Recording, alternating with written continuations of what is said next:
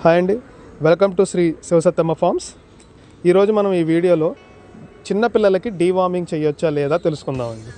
So సింపుల్గా నేను deworming అనేది ఏంటో ఒక చిన్న లాజిక్ చెప్పేస్తాను. So first of all deworming అనేది మన పెంచుకునే కోళ్ళ పేగుల్లో లోపల వామ్స్ అనేవి ఏర్పడతాయండి. వాటి వల్ల కోళ్ళకి తీవ్రమైన నష్టాలు కలుగుతాయి. సో అవి బోర్లు ఎండిపోవటం అని, లేకపోతే పెట్టలైతే ఎగ్ ప్రొడక్షన్ తగ్గిపోవటం అని, ఇలా చాలా నష్టాలు ఉంటాయండి వామ్స్ వల్ల. సో వాటిని బయటకు పంపించేయాలంటే మనం డీవార్మింగ్ చేయాలండి. రెట్ట ద్వారా బయటకు వచ్చేస్తాయి డీవార్మింగ్ చేస్తే. సో అందుకనే మ్యాక్సిమం డీవార్మింగ్ ఎవ్రీ 2 to 3 monthsకి ఒకసారి చేసుకుంటారండి. ఇవి పెద్దాటికి చేస్తారు. సో ఇప్పుడు ప్రజెంట్ జనరేషన్లో యూత్ అందరూ వాటిని పెంచటం, చాలామంది తెలుసో తెలియకో చిన్నపిల్లలకి చేయటం, మళ్ళీ నాకే ఫోన్లు చేసి చిన్నపిల్లలకి చేయొచ్చా లేదా అని అడగటం, ఇలా జరుగుతుందండి. సో దీని మీద మన వాళ్ళకి ఒక క్లారిటీ ఇద్దామన్న ఉద్దేశంలో ఈ వీడియో చేస్తున్నాను. సో చిన్నపిల్లలకి డీవార్మింగ్ చేయొచ్చా లేదా అనేది నా మాటలు వింటే మీరే డిసైడ్ అయిపోతారు అండి. So first of all deworming ఎందుకు చేస్తున్నాం? ఇందాక చెప్పినట్టు నులిపురుగులు బయటికి రావడానికి, మలద్వారం ద్వారా నులిపురుగులు అనేది బయటకు వచ్చేస్తాయి. సో కోడిపిల్ల అసలు ఈ నులిపురుగులు అనేవి లోపలికి ఎలా వెళ్తున్నాయి? ఫస్ట్ థింగ్ ఎందుకంటే ఫస్ట్ మనం అసలు నులిపురుగు ఎలా తయారవుతుంది అన్నది మనకు అర్థం చేసుకోవాలి. దాని తర్వాతనే డీవార్మింగ్ గురించి తెలుసుకోవాలి. సో ఇప్పుడు కోళ్ళు మనకు నార్మల్గా జనరల్గా చాలా చోట్ల తిరుగుతూ ఉంటాయి నేల మీద. సో ఎంతో కొంత నులిపురుగుకు సంబంధించిన గుడ్లు కానీ లేకపోతే నులిపురుగులు కానీ కంపల్సరీ ఉంటాయి. ఆటోమేటిక్గా ఫీడ్లో వాటికి అవి తయారవుతాయి అండి. సో అప్పుడు ఏమవుతుంది, ఇవి వాటిని తిన్నప్పుడు ఆ లోపల గుడ్డో లేకపోతే డైరెక్ట్గా పురుగో తిన్నప్పుడు ఏమవుతుందంటే ఆ గుడ్డు డెవలప్ అయిపోయి లేకపోతే ఆ పురుగు డెవలప్ అయిపోయి ఇది తిన్న ఆహారంలో మిక్స్ అయిపోయి దాంట్లో గుడ్లు పెట్టేస్తుందండి. ఇంకా సో గుడ్లు పెట్టేయటం వల్ల అది మళ్ళీ పిల్లయి మళ్ళీ అది గుడ్లు పెట్టి ఇలా ప్రొడక్షన్ జరుగుతూ ఉంటుంది నులిపురుగు అనేది. సో అవి వాటి యొక్క లైఫ్ స్టైల్ ఎలా ఉంటుందంటే, ఈ కోడి ఏదైతే ఫీడ్ తీసుకుంటుందో ఈ కోడి ఏదైతే ఫీడ్ తీసుకుంటుందో ఆ ఫీడ్ని తింటూ అది బతుకుతుందండి. సో ఇది ఫీడ్ ఎందుకు తీసుకుంటుంది? దాని బాడీ డెవలప్ చేసుకోవడానికి, అది బ్రతకటానికి తీసుకుంటుంది కోడి అనేది. సో ఆ ఫీడ్ని ఈ నులిపురుగులు తినేస్తే ఏమవుతుంది, కోడి అనేది ఆటోమేటిక్గా దాని బాడీకి చెందాల్సిన బలం అంతా ఈ నులిపురుగు తినేసి ఇది గుడ్లు పెట్టుకొని ఇది సంతానోత్పత్తి చేసుకుంటూ ఉంటుందండి. సో ఆటోమేటిక్గా కోడి అనేది వీక్ అయిపోతుంది. బోర్లు ఎండిపోతాయి అంటారు చూసారా? One of the main reason ఈ నులిపురుగుల వల్లే బోర్లు అనేవి ఎండిపోతాయి. తర్వాత ఇంకా చాలా కారణాలు ఉన్నాయిలేండి బోర్లు ఎండిపోవటానికి, ఇది ఒక మేజర్ రీజన్ అండి.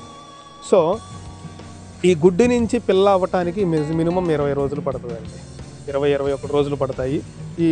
అది మళ్ళీ పిల్లల్ని పెడతానికి 20 రోజులు తీసుకుంటుంది. మొత్తం 40 రోజులు పట్టిద్దండి ఒక గుడ్డు పిల్ల అవ్వటానికి లేకపోతే గుడ్డు పెట్టడానికి పెద్దది. సో ఇది ప్రాసెస్ అండి. ఇప్పుడు చిన్న పిల్లలు ఉన్నాయి, మరి అవి పుడతాయి, పుట్టినాట్లకి వేసేస్తారండి డీవార్మింగ్. సో అది దాంట్లో అసలు పురుగు ఉందో లేదో తెలియదు ఎవరికి, కానీ డీవార్మింగ్ చేసేస్తున్నారు. దేనికి డీవార్మింగ్ చేస్తున్నాం? అసలు పురుగు ఉంటేనే కదా, పురుగును చంపేసి బయటికి పంపించడానికే కదా మనం డీవార్మింగ్ చేసేది. అలాంటిది దాంట్లో అసలు ఉందో లేదో తెలియకుండానే వేసేస్తున్నారు. అలా 1 నెల రోజుల వయసు పిల్లలకి, 2 నెలల వయసు పిల్లలకు కూడా వేసేస్తున్నారు. సో ఇది ప్రాపర్ అవగాహన లేక, ఎవరు చెప్పేవాళ్ళు లేక ఇలా జరుగుతున్నాయండి నాకు తెలిసినంత వరకు. సో మ్యాక్సిమం కోడి పిల్లలకండి 3 నెలల తర్వాతే డీవార్మింగ్ చేసుకోవాలి. ఈ లోపల ఏమంటే గుడ్లు తిని ఉంటాయి కదా, అవి లైట్గా చిన్నవి పెద్దవి అయి ఉంటాయి కదా ఈ 2 నెలల్లో, మరి అవి ఎలా చచ్చిపోతాయి అంటారు. సో వాటికి మనం ఇంకా వేరే మార్గం ఏముంది అంటే, మనం న్యాచురల్గానే వాటిని తగ్గించుకోవాలండి. ఎందుకంటే ఇంగ్లీష్ మెడిసినో లేదా హోమియోపతి మెడిసినో వాడొద్దు అనేది, ఎందుకంటే డీవార్మింగ్కి చిన్నపిల్లలప్పుడు అవి సైడ్ ఎఫెక్ట్స్ చూపిస్తాయండి. పెద్దవి అంటే ఎంతో కొంత తట్టుకుంటాయి, కానీ చిన్నపిల్లలు అలా తట్టుకోలేవు. సో అందుకని డీవార్మింగ్ చేయొద్దు అంటున్నారు. న్యాచురల్ పద్ధతి ఏంటి అంటే, పుదీనా ఉంటుంది, అలాగే వెల్లుల్లిపాయ ఉంటుంది, అల్లం ఉంటుంది.